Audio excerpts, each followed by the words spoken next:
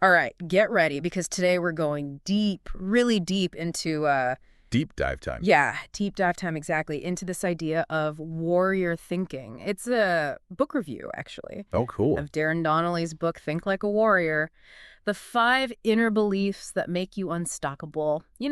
Catchy title. It is a catchy title, yeah, and I know what you might be thinking already. Warriors, that's a bit much, isn't it? But Yeah, a little intense. yeah. But honestly, this isn't about, like physical fighting or anything. No, not like hand-to-hand combat. No, not at all. More like inner combat. Yeah, and what I think is so interesting about this book is, I mean, at least from what I read in the review, is that it takes these ideas, these powerful concepts, and it puts them into a story. It's a fictional story Okay. about a coach Okay. named Chris McNeely. And he is, I get this, he's being mentored by some pretty legendary figures like Vince Lombardi Wow. and John Wooden. Whoa, talk about an all-star lineup. Yeah, I know. Big Big one. names. But the thing is, and the review really stresses this isn't just for coaches or athletes. It's really about finding this mindset Right. that can help anyone achieve their goals. Whatever your goals are, this is supposed to apply. I like that. That's great because I think we can all relate to that feeling of, you know, wanting to achieve something and needing that extra push. So it's not just for a specific group of people. It's like universal.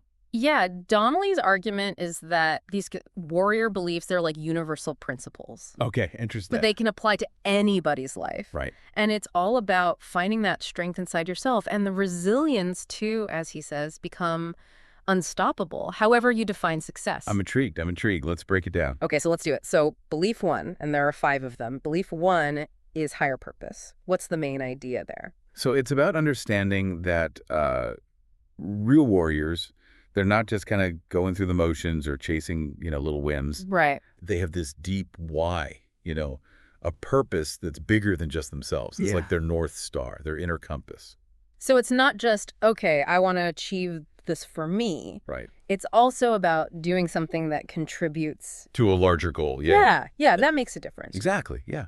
And it's like this driving force that keeps them going even when, things get tough. Yeah. Because there's this bigger picture. It makes sense. Like if you don't know why you're doing something, Yeah. why would Well, you keep going if it gets hard, right? Exactly. You need that fuel, that fire. Yeah, that purpose. Yeah. Yeah.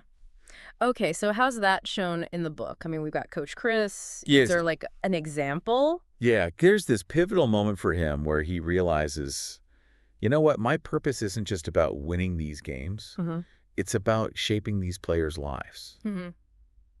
Inspiring them to be the best they can be on and off the court. So it's interesting because it makes me think about like how even little things we do, like even a small act of kindness. Who ripple effect. Yeah, or mentoring someone. It can have a big impact down the line. You know what I mean? Absolutely. And that's what this book, it kind of emphasizes that, Oh. tapping into this purpose fuels that resilience that we were talking about. Right. When you know your why, you're more likely to push through those challenges and stay focused on your goals. It's powerful stuff. Yeah. Really is. But how does this apply to, the average person listening? We're not all coaching these championship teams, right? That's true. But we all have goals and dreams we're working towards, right? Yeah. So the book, it challenges you to think about what really drives you, what are you passionate about, and how do your actions, even in your everyday life, contribute to something bigger? That's a good point. Yeah, it's about finding that connection to something beyond yourself. Those are really good questions to ask yourself. It makes you realize we all can make a difference, in our own way. Absolutely. Okay, so moving on. Belief 2, figuring things out. This one seems to be all about like embracing the challenges. Yeah, it's about shifting your perspective on them, really. Okay. Warriors, they don't see setbacks as failures, Right. They see them as opportunities to learn and grow. I like that. It's about having that Yeah. unwavering belief that they can figure things out even when they don't know what's coming next. It's like that saying, smooth seas never made a skilled sailor. Exactly.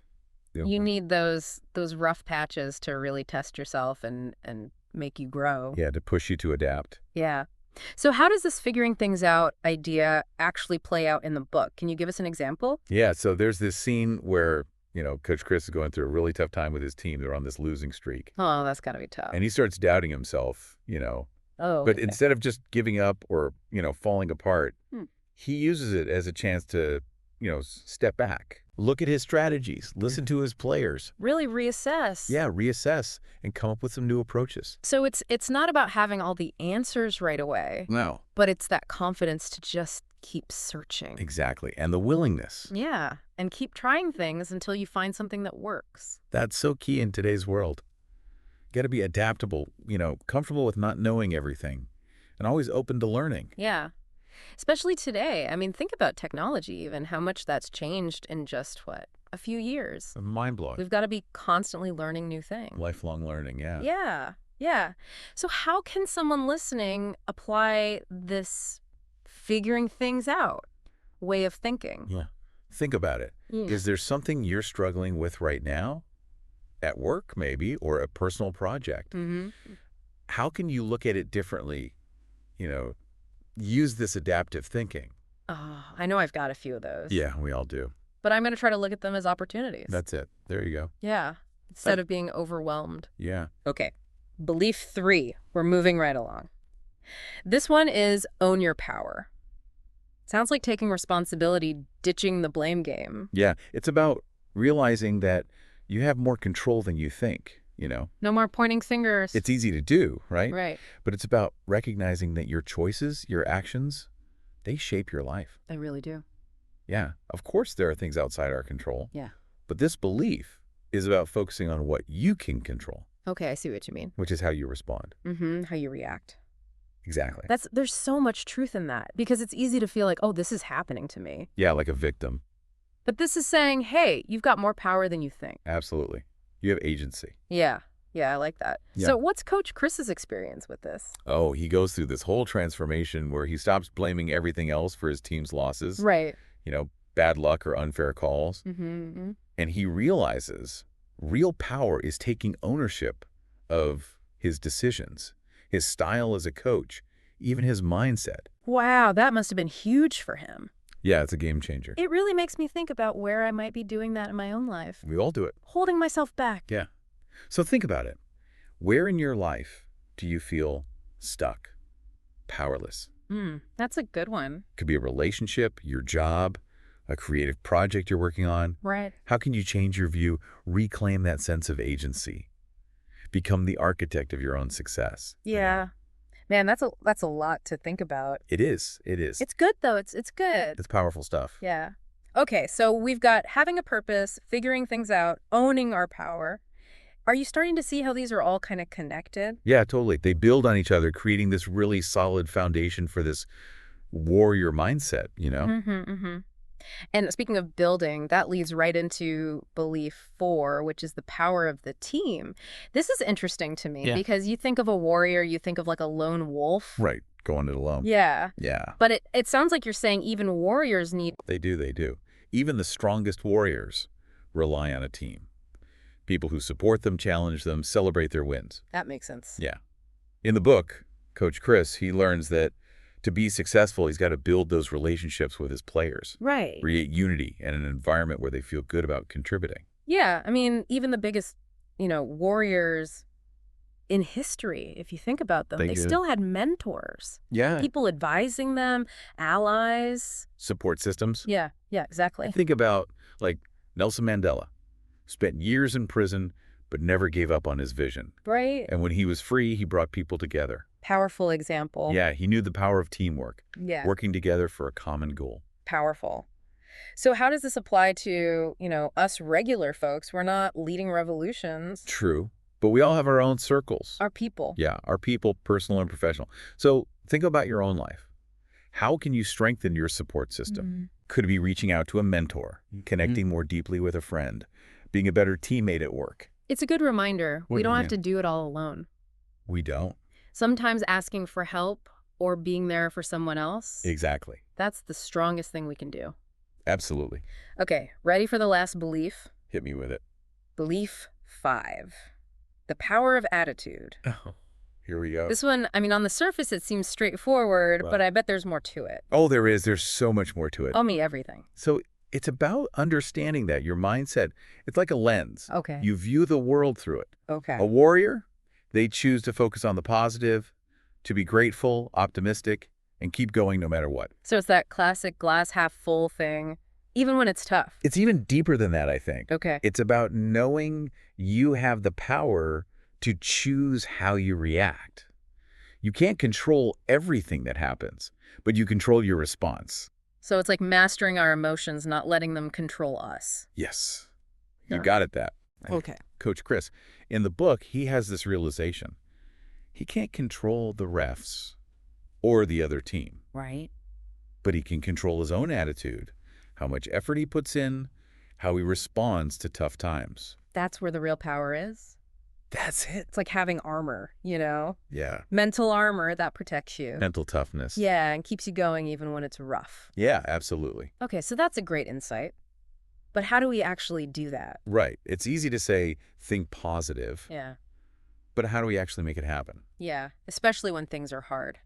Well, the book says it all starts with being aware, Okay. being mindful of your thoughts, Okay. what you're saying to yourself. Right, that inner voice. Yeah, because a lot of our battles are fought right there in our heads. That's true. We are often our own worst critics. It's so easy to get stuck in that negativity, right? Dwelling on mistakes, Mm-hmm. focusing on what's wrong. Yeah, yeah. So do we just ignore those negative thoughts? Or try to force ourselves to think positive even if we don't feel it? It's not about pretending they're not there. It's about noticing them Okay. and then asking yourself, is this really true? Is there another way to see this? It's like reframing, looking for the opportunity even when there's a problem. Exactly. Yeah. And the book gives some tools for this. One is gratitude, Okay. focusing on what you're thankful for instead of what's missing. And that's something I've been trying to do more of, and it does help. It does, doesn't it? Yeah, when you see the good stuff, everything just seems lighter. Yeah, it's like you're shifting your focus from all the problems to a bigger picture that includes all the good things. Yeah, and that can be so powerful. It It can. makes you face things with more optimism. Resilience, too. Yeah. Knowing there's always something to be thankful for, Yeah. even when it's hard. Right, right. Okay, so gratitude is one tool. What else?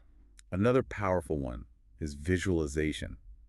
Imagine yourself succeeding, reaching your goals, living the life you want. Like those athletes who visualize their performance. Exactly. Uh. Mental rehearsal. Yeah, and it actually works. They've proven that. It does. It's like giving your mind a blueprint. Okay. By seeing yourself achieve it, you're training your mind to believe it's possible. So don't focus on the fear, on the doubt. Right. Use your imagination to picture yourself being strong and capable. Exactly. And the more you do it, the easier it gets to face things with that warrior mindset. It's like working out a muscle. That's a great way to put it. Yeah, the more you use it, the stronger it gets. The stronger you become. So it's a process, not a one-time thing. Definitely a journey. Mm. Choosing to focus on the good, challenging those negative thoughts, and visualizing your success. It sounds like work, but good work. It is. But the book says it can change everything. Your relationships, your work, how happy you are. I'm starting to rethink my whole approach to life here. That's great to hear. Okay, before we get too carried away, Right, right. let's think about these first 5 beliefs for a minute.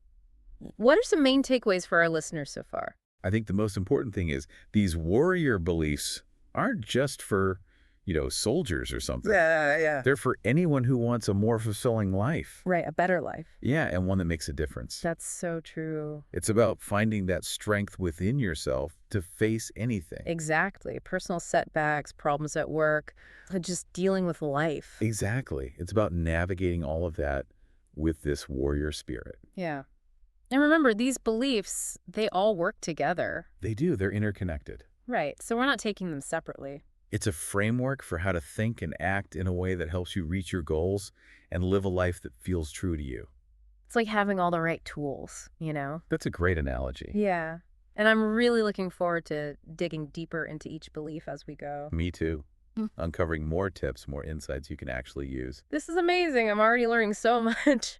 But I think we should pause here for a minute and let our listeners take it all in. Good idea. We'll be right back to continue our exploration of Think Like a Warrior. Can't wait. Me neither. All right, welcome back. I feel like I've already had a mindset shift just from those first few warrior beliefs. It's incredible how just changing your perspective can make such a difference. But I know we've only scratched the surface here with Darrin Donnelly's Thinking Like a Warrior. Are we ready to dive back in? Absolutely. There's so much more to uncover. And remember, this isn't just about listening and feeling inspired. It's about taking action, actually applying this stuff. Yeah, that's what I love about these deep dives. It's all about taking what we learn and putting it into practice in our own lives. So where do we go next? We were starting to talk about belief 5, the power of attitude. Yes, and this is where it gets really interesting because it's one thing to, understand the idea of being positive, but actually living it, cultivating that mindset, especially when things get tough, that's a whole other ballgame. That's so true. It's easy to stay positive when everything's going your way, but what about when you face setbacks, disappointments, even failures? How do we tap into that warrior attitude when we're feeling anything but powerful? Well, the book says it starts with awareness, becoming more aware of what we're thinking, the stories we're telling ourselves, because often our biggest battles, they happen in our own minds. We're our own worst critics, right? It's so easy to get trapped in that negative thinking, dwelling on mistakes or focusing on what's wrong instead of what's right. Exactly.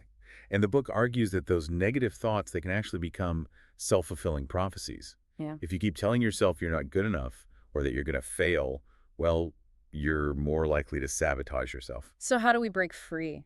Do we just try to ignore those thoughts or force ourselves to think positive even if we don't feel it? It's not about pretending they're not there or suppressing them. It's more about noticing them, those negative thoughts, and then consciously choosing to challenge them. Ask yourself, is this thought even true? Is there another way to look at this situation? So, it's like reframing, like we were talking about earlier, finding the opportunity even within a challenge. Exactly. And the book actually provides some tools for doing this. One is cultivating gratitude, focusing on what you're thankful for instead of what's missing. I've been trying to do that more lately, and I gotta say, it really does make a difference. When you start focusing on the good things, everything feels lighter, brighter. It's like shifting your perspective. You go from this narrow, problem-focused view to a wider, more expansive one that includes all the good stuff that's already present in your life. And that shift, that can be so empowering. It lets you approach challenges with more optimism, resilience, knowing that even in the midst of difficulty, there's always something to be grateful for. Absolutely. And another powerful tool the book highlights is visualization. Imagine yourself successfully overcoming challenges, reaching your goals, living the life you dream of. Oh, like athletes who use visualization to prepare for competitions, mentally rehearsing their movements and picturing themselves winning. And there's research that shows it actually improves performance. Exactly. It's like giving your brain a blueprint for success. By repeatedly visualizing yourself achieving your goals, you're training your mind to believe it's possible, and that belief can be incredibly motivating. So instead of dwelling on our fears and doubts, we can use our imagination to create a vision of ourselves as strong, capable, and successful. Precisely. And the more we practice this, the more naturally we'll face challenges with that same warrior mindset. It's like building a muscle. The more you flex that positive attitude muscle, the stronger it becomes. Love that analogy. It reminds us that cultivating a positive attitude is an ongoing process, a daily practice of choosing to focus on the good, challenge negative thoughts, and visualize ourselves achieving our goals. And remember, it's not about being happy all the time or pretending challenges don't exist. It's about facing those challenges with a resilient spirit, believing in yourself, and being determined to keep moving forward, even when things are tough. That's the essence of the warrior spirit, isn't it? To never give up, to always believe in a better tomorrow, and to keep fighting for what you believe in, no matter the odds. Beautifully said. And that brings us back to the heart of this book. These warrior beliefs, they're about so much more than just achieving external success. They're about cultivating a mindset that allows you to live a more fulfilling, meaningful, impactful life, regardless of your circumstances. It's about becoming the best version of yourself, not just for you, but for everyone around you. And that's definitely a journey worth taking. But before we wrap up this discussion on the power of attitude, I'd love to hear from our listeners. What are some of the ways you cultivate a more positive mindset?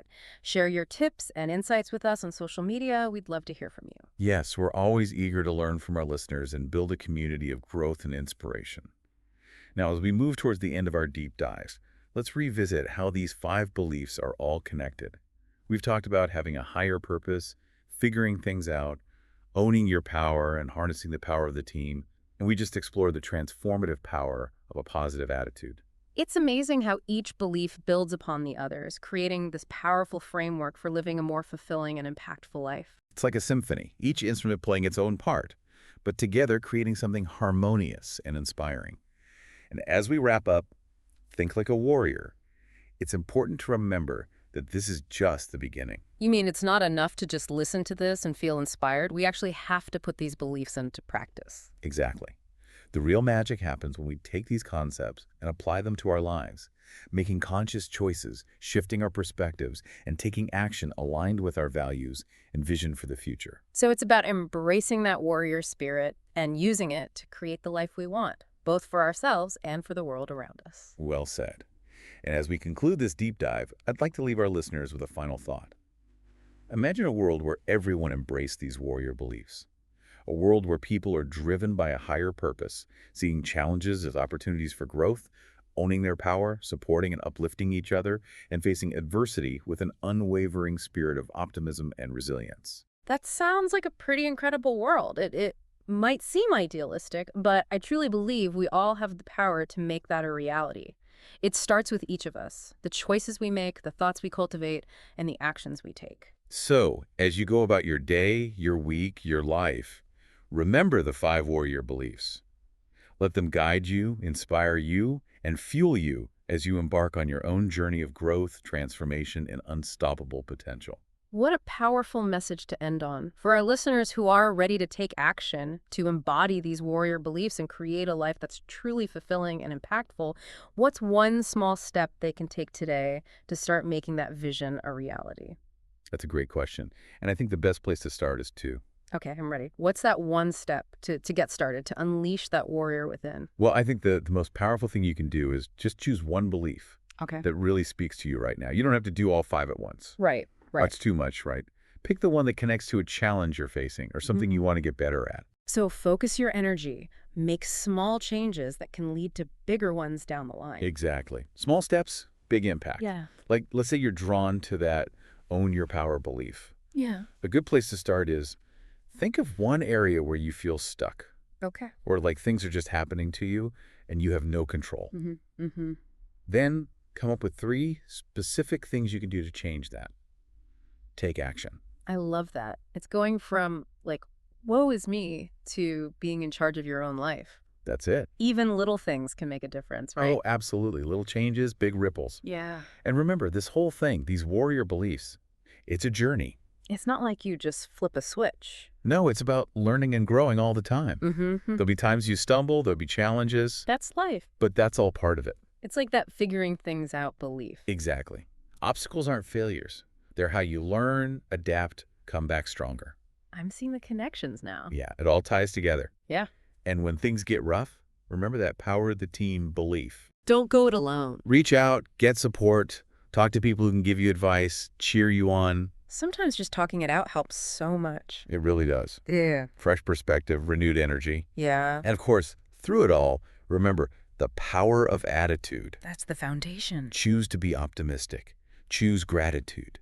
See the good, even when it's hard. It's amazing how much of a difference that makes. It is. Just changing your focus. Yeah, focus on what you can control, your attitude. Mm-hmm. And lastly, that higher purpose, let it be your guide. Your North Star. Yeah, when you know your why, it's easier to stay motivated, keep going, even when you want to quit.